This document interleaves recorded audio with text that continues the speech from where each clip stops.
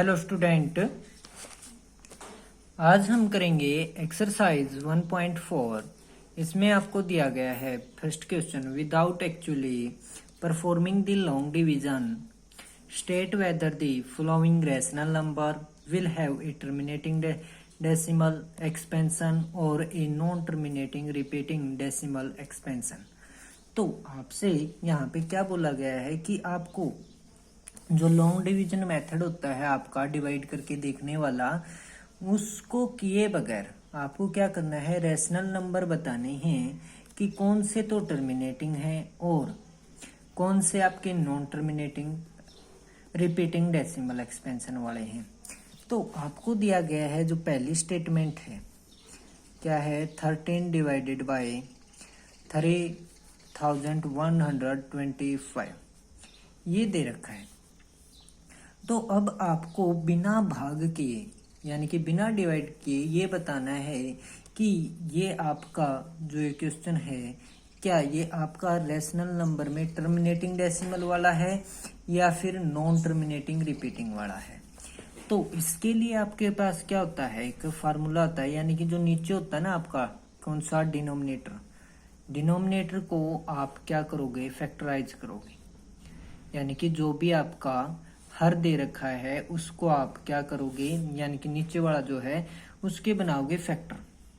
तो फैक्टर बनाओगे तो ये क्या जाएगा, जैसे कि 5 से करेंगे इसको तो कितना आएगा 625, फिर 5 से करेंगे तो कितना आएगा 125, फिर 5 से करेंगे तो 25 और फिर 5 से किया तो कितना आ गया 5 और फिर 5 से किया तो आया आपका 1। यानी कि 5 कितने टाइम्स आ गया, 1 2 3 4 5, यानी कि 5 की पावर 5 हो गई किसके डिवाइड में, 13 के।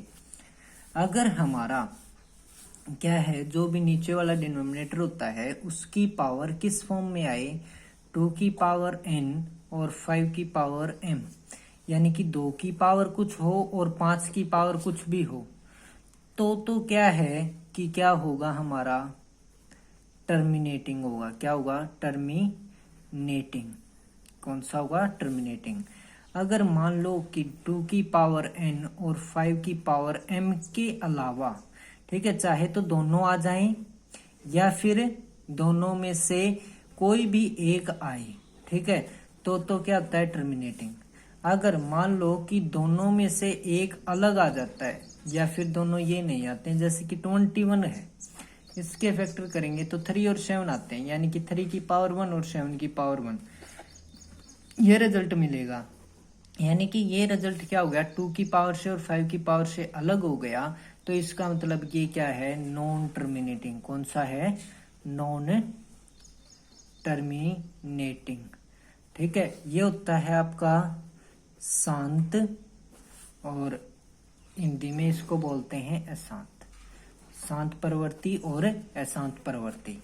ठीक है, तो अगर क्या है, किस फॉर्म में, 2 की पावर n और 5 की पावर m, यानी कि चाहे तो मान लीजिए कि यहाँ पे कितना आया है, जैसे कि 5 की पावर 5 आया है, तो 2 की पावर यहाँ पे कितनी रही है, 0 रही है, और 5 की पावर कितनी रही है, 5 रही है।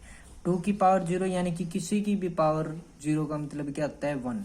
तो ये किस फॉर्म में आया है, 2 की पावर n और 5 की पावर m के रूप में आया है। तो ये क्या है, हमारा टर्मिनेटिंग। ठीक है, जैसे कि ये है आपका सेकंड पार्ट, 17 डिवाइडेड बाय 8 है, तो 8 के फैक्टर करेंगे तो 2 से 4, फिर 2 से 2 और फिर 2 से आ गया आपका 1, यानी कि 2 की बन गई क्यूब। तो इसको हम क्या लिख सकते हैं, 2 की क्यूब और 5 की पावर 0। ठीक है, तो ये वाला क्या हो गया आपका टर्मिनेटिंग। किस में आता है, चाहे तो ये दोनों आए 2 की पावर में और 5 की पावर में, या फिर इन दोनों में से चाहे तो 2 की पावर आ जाए या फिर 5 की। ये 5 वाला आ गया इसमें किस में कौन सा आ गया, 2 की पावर वाला, तो ये क्या हो गया, टर्मिनेटिंग। दोनों इकट्ठे भी आ सकते हैं और दोनों अलग अलग भी आ सकते हैं। 2 की पावर भी हो सकती है किसी में डिवाइड में, और किसी में क्या हो सकती है, 5 की पावर भी हो सकती है। तो वे क्या है, टर्मिनेटिंग। अगर मान लो कि आपके पास आ जाए 2 की पावर 1 और 3 की पावर 2, ठीक है, यानी कि 2 और 5 के अलावा कौन सा वर्ड आ गया, यहाँ पे 3 आ गया, तो ये आपका क्या होगा, non terminating. Non terminating requiring. ठीक है, तो ये क्या हो गया आपका अशांत। कौन सा? अशांत।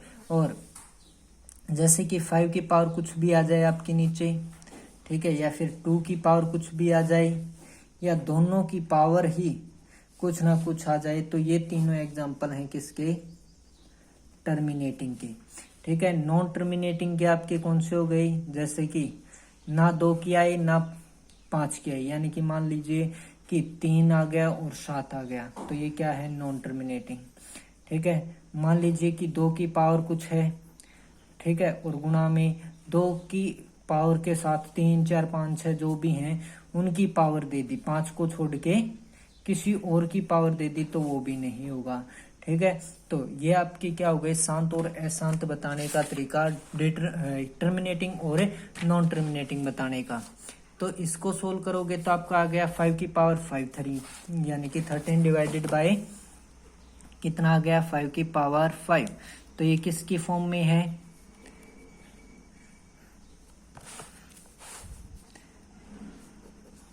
देयर, यहाँ पे क्या लिखोगे? Their denominator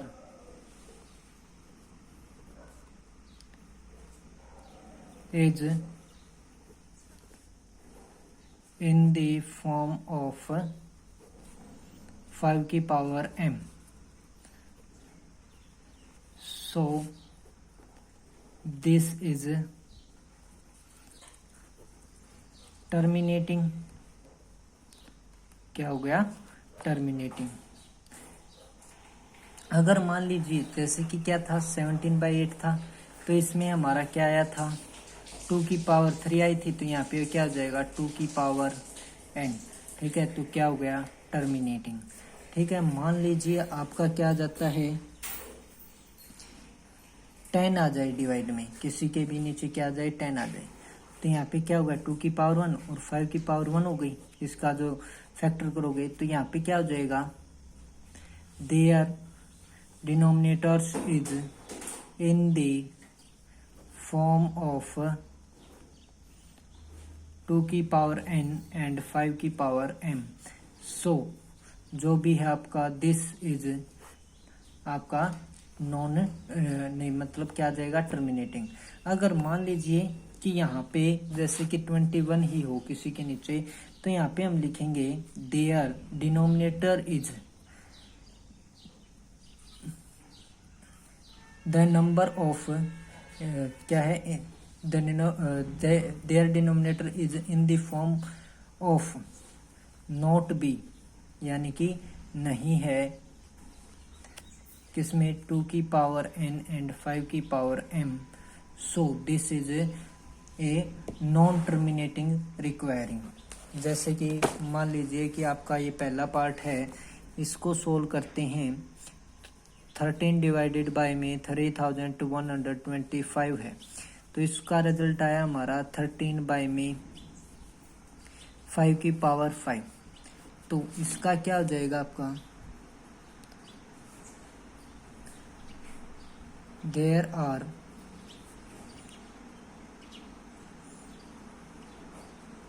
denominator is in the form of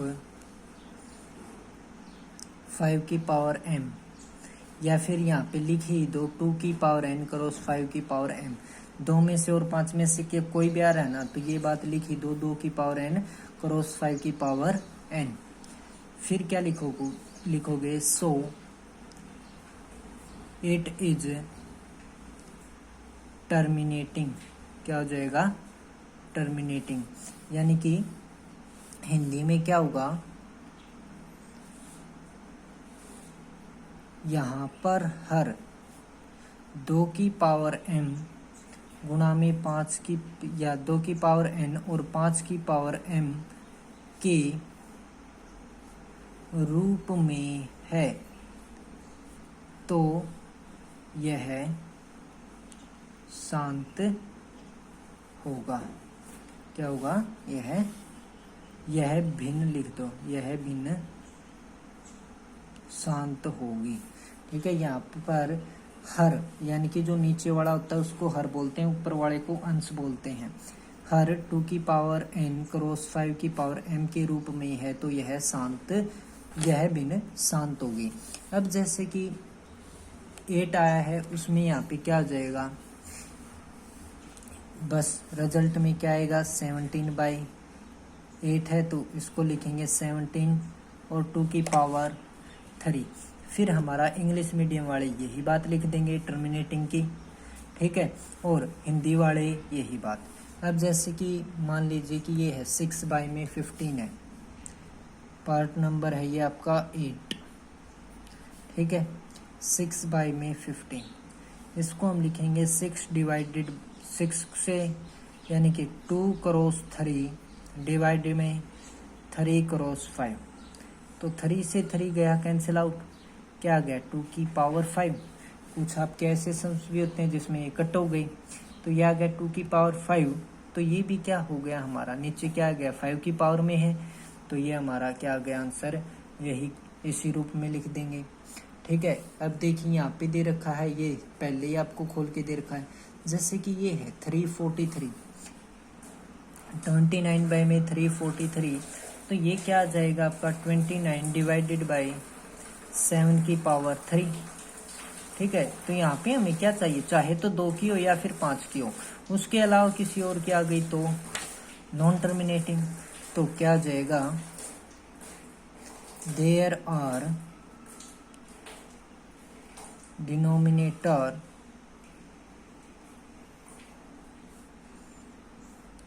is not in the form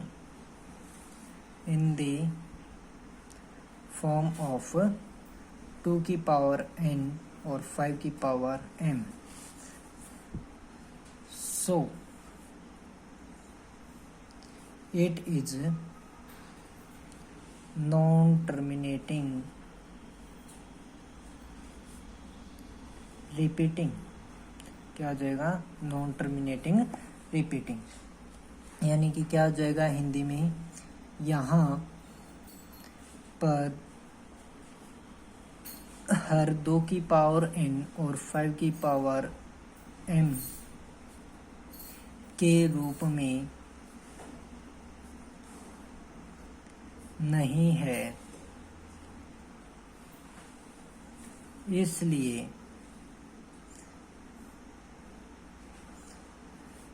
यह भिन्न अशांत है, ठीक है, क्या हो जाएगी, अशांत। फिर है हमारा क्वेश्चन नंबर 2, ये आपको फर्स्ट इसी प्रकार से कर लेना है। क्वेश्चन नंबर 2 में आपको बोला है कि write down the decimal expansion of those rational numbers in question 1 above which have terminating decimal expansion, जिसका आंसर आपका क्या आया है, टर्मिनेटिंग, यानी कि टर्मिनेटिंग जिसका भी आंसर आ गया यानी कि शांत, उसका हमें क्या करना है, जैसे कि 13 डिवाइडेड बाय आपका कितना था 3125, तो इसको आपको कंप्लीट लॉन्ग डिवीजन से सोल्व करके इसके आंसर को आपको बताना है। तो सेकंड क्वेश्चन में क्या करना है आपको, जो आपके टर्मिनेटिंग आए हैं फर्स्ट क्वेश्चन के, उनको क्या है कंप्लीटली डिवाइड करके आंसर निकालोगे। अब है क्वेश्चन नंबर 3 हमारा, The following real numbers have decimal expansion as given below in each decimal whether they are rational or not, यानी कि आपको यहाँ पे बताना है कि कौन सी संख्या रैशनल है और कौन सी इरेशनल, यानी कि प्री में और एप्री में। इफ दे आर रैशनल, यदि ये रैशनल हैं तो यानी कि यह प्री में है तो end of the form p/q, अगर p/q के फॉर्म में है, what can you say about the prime factors of q, यानी कि p/q की फॉर्म में है तो q के जो फैक्टर होंगे उसके बारे में आप क्या कह सकते हो। तो सबसे पहले जैसे कि देखिए मैंने आपको 9th क्लास में भी बहुत बार बताया है कि रैशनल नंबर और इरेशनल नंबर्स कैसे होते हैं आपके, यानी कि प्री में संख्या और एप्री में संख्या बहुत बार।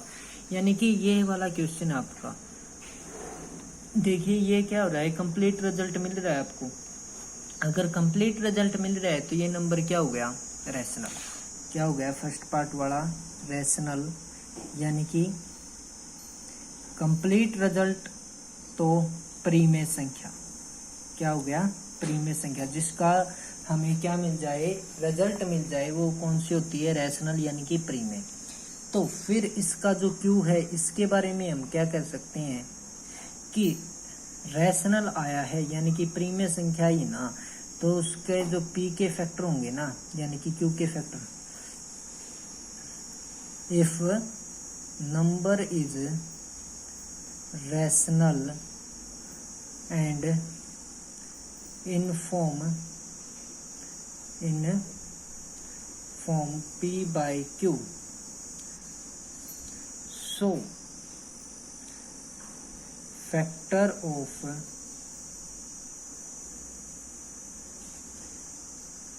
Q is in the form of 2 की पावर n and 5 की पावर n।